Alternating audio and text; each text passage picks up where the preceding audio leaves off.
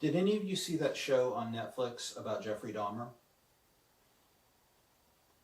Did you like it? I thought it was pretty good overall, but I do have one major criticism, and this is something I haven't seen anybody else bring up, so I definitely want to get it out there. Why, when they were casting the role of Jeffrey Dahmer, did they feel the need to give it to a white guy? This may not matter to you, but I know for a fact that there are countless young people of color in our country right now who dream of becoming serial killers. What kind of message do you think this show sends them? I'll tell you. Oh, you want to be a serial killer? That's fine. Why don't you go kill some people? In fact, kill as many people as you want. But you know what?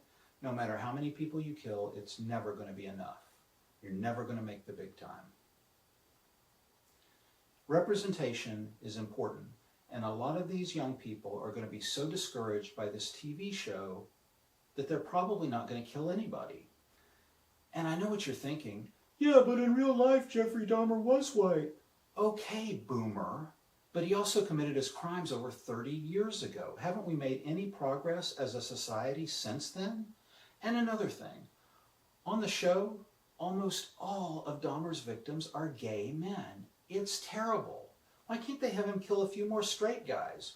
Yeah, but in real life. Yeah. In real life. Last century. Last millennium. We're talking about ancient history here. Are you seriously trying to tell me it would make the show less authentic if Dahmer had a few more heterosexual victims? Let me give you an example. One day Dahmer decides to go off on a side quest.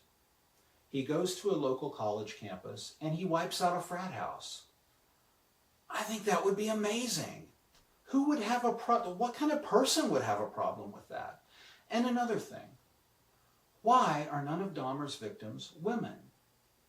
This is so misogynistic. It's just another example of women being erased from history. Yeah, but he didn't know that many women. Okay, but he knew some, didn't he? What about that lady that lived next door to him, the one that wouldn't shut up about how bad his apartment smelled? Don't get me wrong, she had a point.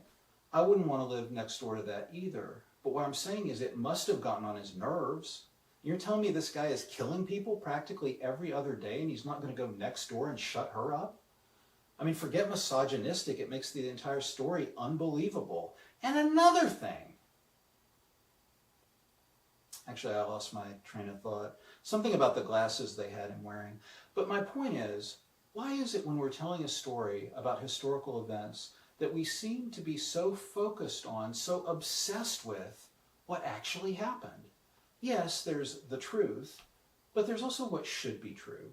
And in a larger sense, isn't what should be true more true than what is true?